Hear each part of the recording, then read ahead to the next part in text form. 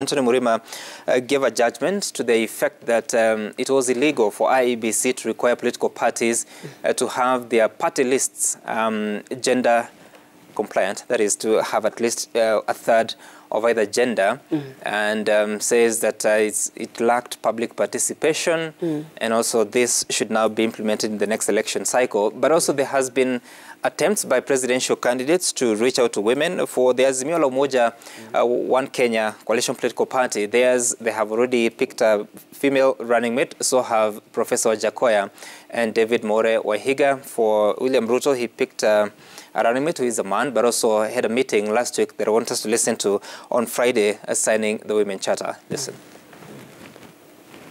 I commit on behalf of Kenya Kwanza Alliance that we shall allocate 50% of all cabinet positions to the women of Kenya. I, William Ruto, on behalf of Kenya Kwanza Alliance, commit to ensure full enforcement of the spousal consent provisions of the law in all land transactions and property rights to cushion women, children, and families from dispossession of family land. Hatujaona kiongozi mwenye you respect so much the opinion of women across the country. Na nataka wamama tutoke hapa tukisema kwamba we will climb every single hill there is to climb. We'll get to the bottom of the valleys, we'll cross the rivers, we'll cross the lakes. We will make sure William Samoei Ruto is the next president for the Republic of Kenya. All right, Deputy President with two women leaders who are also governorship candidates, one in Nakuru, the other one in Embu. And Senator Kasanga, what do you think is the role of gender consideration in this election at a time that there has also been promises that once we take over power, you're going to implement the two-third gender principle, at least from the side of Deputy President William Ruto? Sam, I don't know. I am trying to look for the correct words to use. But any leader today not seeing the role of a woman in this country of ours today will really be missing the boat. The time for women has come. End of promises. We've been promised so many times. We've been promised from every other government, oh, women, we are going to put you at the front. The time has come. And I appreciate what Baba did by giving Martha Karua, and more importantly, picking a woman who, in her own right, her record is clean, her record is clear, her work is also, you know, you can see her work record and her track record. She's no nonsense, corruption fighter. You know, putting her there is a demonstration that, you know, this next government that is coming is ready to have women leadership at the top. And we are ready as women. In fact, we've said it so many times. Women, we are ready, we are able. In fact, it is also shocking me when I see gubernatorial candidates who are male not picking female counterparts. Because we are ready as women. And this is the time to bring women now to the table. Because chances are that now that the courts have ruled against the party lists for meeting that threshold, chances are that the parliament will not be properly constituted. So where possible, leaders must put women then right there at the forefront, so that women can continue to show themselves, and in the next consecutive elections, we can have more women even putting themselves out on the elective posts, so that we can see more women also in parliament as well, and more decision-making, you know, coming. And, you know, we have to be clear to Kenyans that the issues that we are grappling with as a country, when we look at the issues of economy, when we look at issues of mental health, you know, I'm a mental health champion, and in fact, we have a new mental health law. Women are really the bearers of this burden to our society. And it is time women are put in a place where they can also make the decisions directly. So having Martha Karua as deputy president is a game changer. Is a game changer. And truly speaking, this is what is winning us this election. Because women have been given the platform as number 2 to rally the cause of women in this country. And the voice of the women is now... So how do you compare picking of a running mate versus the women charter that DP Ruto has spoken about in the previous clip? Those are promises. You see, we are used to promises. Political promises are always there. Everyone will promise. It has been promised before. What do we know? How do we know it is going to come to pass? Why not just make the demonstration directly? Women have been promised for over, for so long. This country is 60 years old now. Let the women also have a place on the table, right there at the highest table. Okay. That is what we are talking about. Okay. No more promises. SG, what are your thoughts about this conversation? Let me first say that the video clips that you've played just now really do warm my heart when I look at the Kenya Kwanza initiative that we did on Saturday to sign up a charter with the party leader, our presidential candidate, Dr. William Samoei Ruto, where the promise has been turned into a covenant or into a charter. It is something that is binding.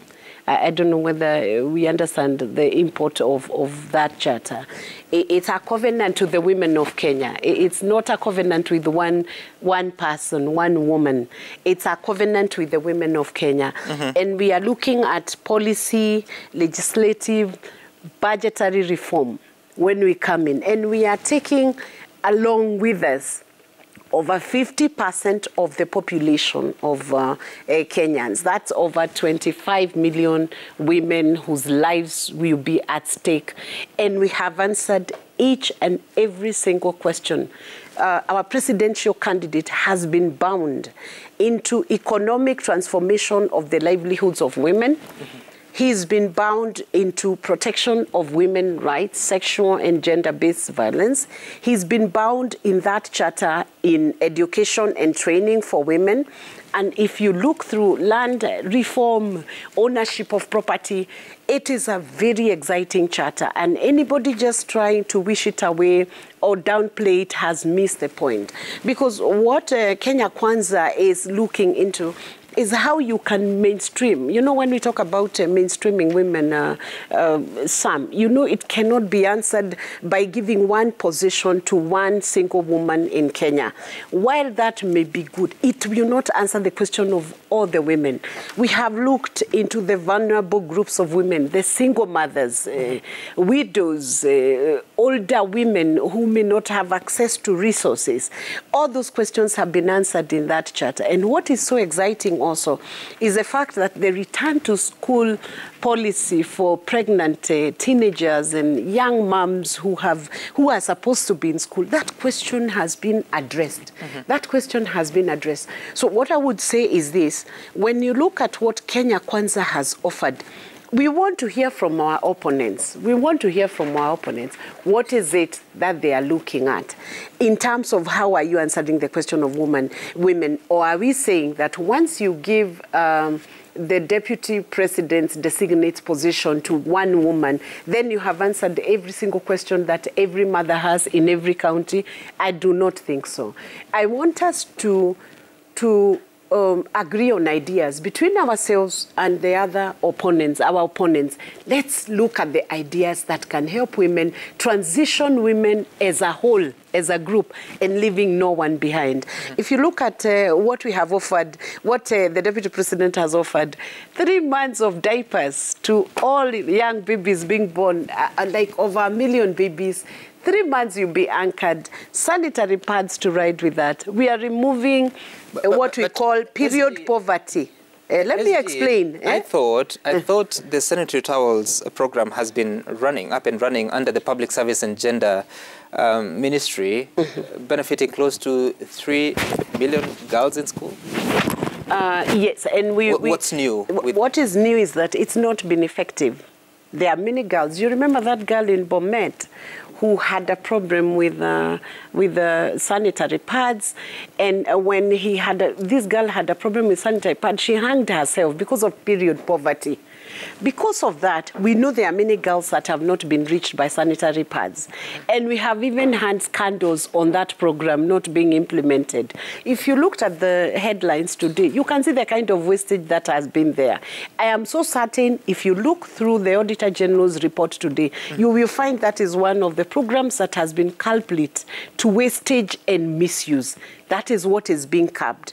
But more importantly, 50%. What is the target? DP's target? Is to benefit all the girls in public schools. Have you figured out how many the numbers are?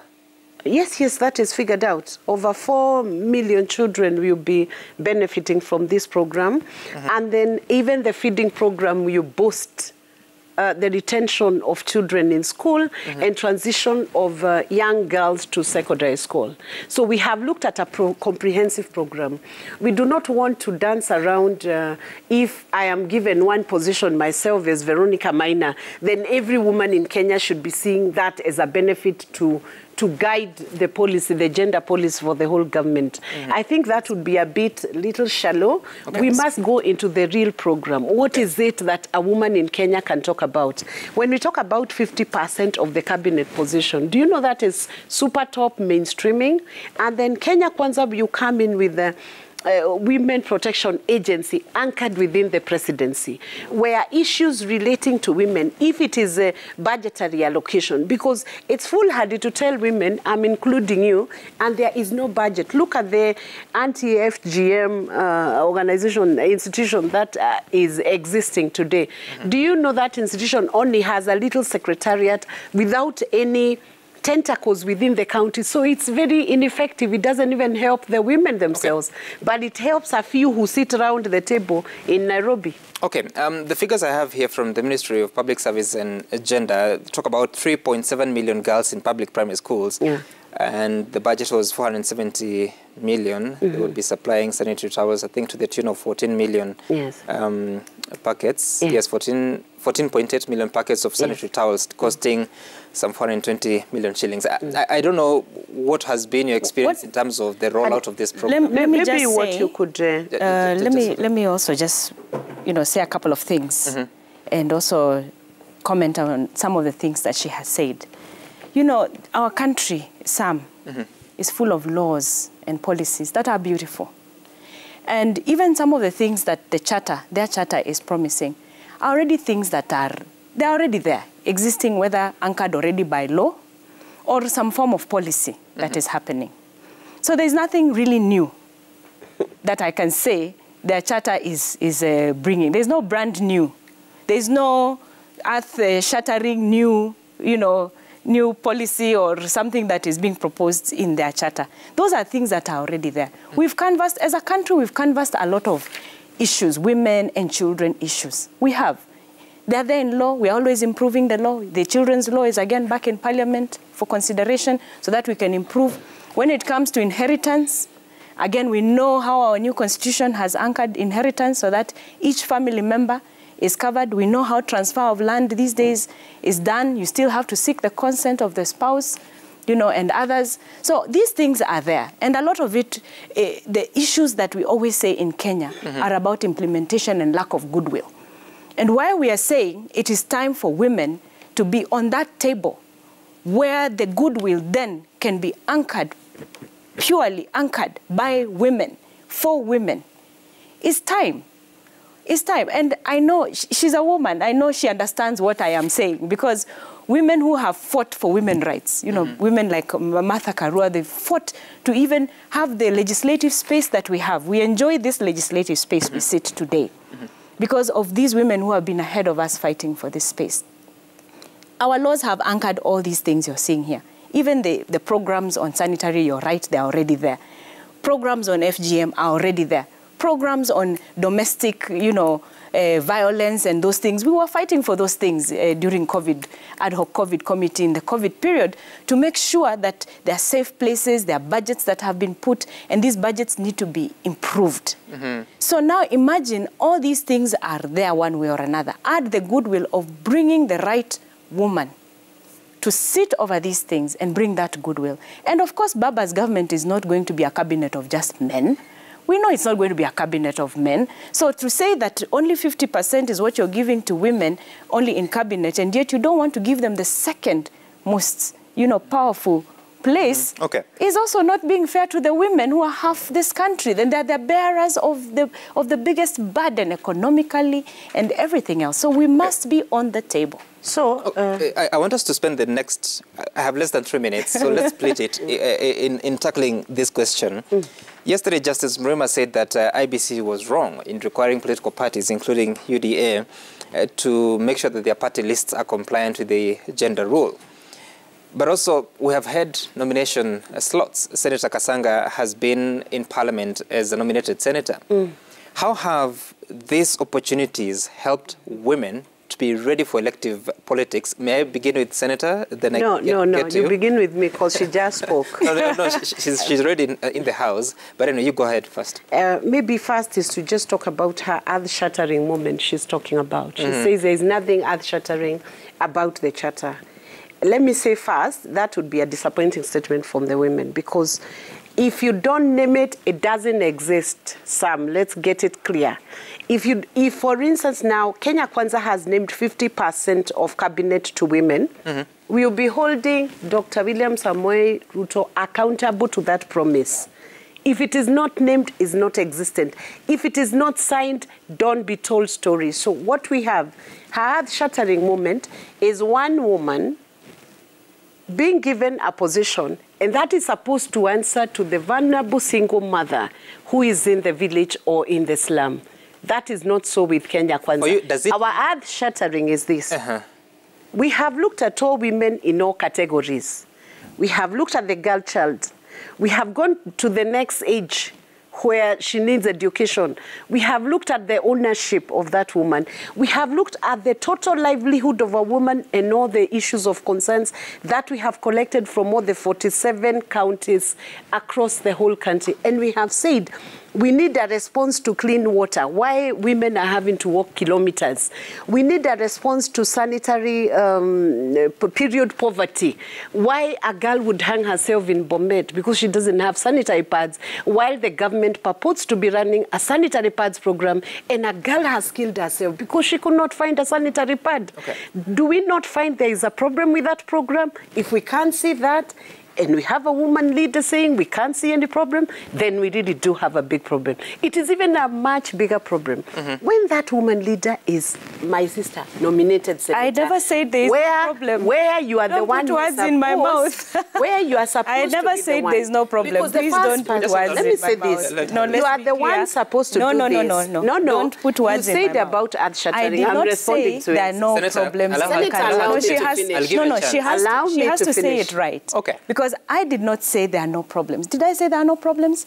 I did not say there are no problems in this country. I am a mental health champion. I have seen a lot of problems in this country. I have allowed you to speak.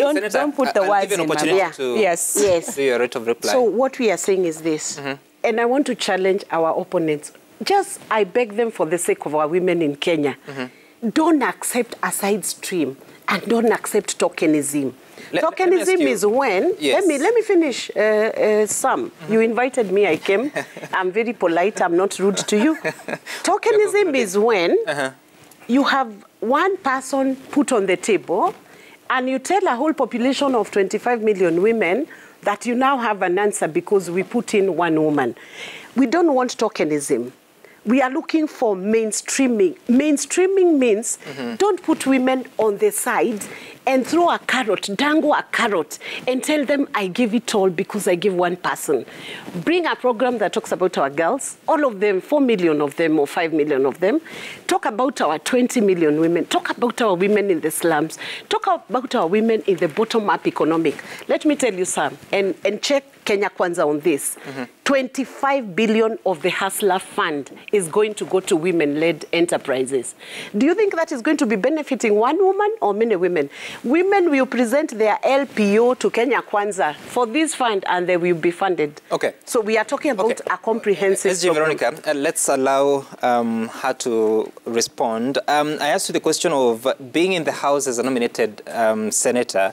Has it helped you and the group of women that have been in that House and prepared you for elective seats so that now you can champion the affairs, not just mainstreamed on that affirmative action, but issues of your constituents? Absolutely. It really does help women. It gives them a platform on which they can now build on their own political careers. In fact, a lot of our nominated members in the House have gone ahead to run for office, whether it is a Senate or it is a member of National Assembly. We have actually nominated members who have now transited to that. And we also have success stories of some who've been previously nominated and have now gone into elective posts and have excelled very well up to today in their political careers. So it is an important thing.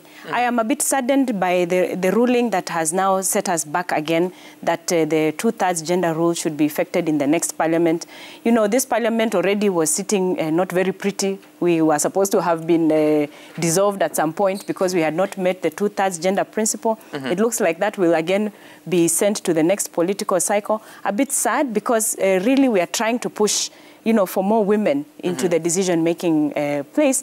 And that's why I will repeat again, enough of promises for women. It is good when women, we are given that opportunity to be on the table of policy-making and decision-making, because it is not for want of laws or policies or programs. They have been envisioned over and over. And what we need is that political goodwill, so that women can also make these decisions and give the goodwill that is required so that we can resolve our problems. Because women in this country, in Africa in general, but in this country, we carry the burden of poverty. We carry the burden of illness in our country. And just so that I can just reiterate, my sister is saying that I said there are no problems.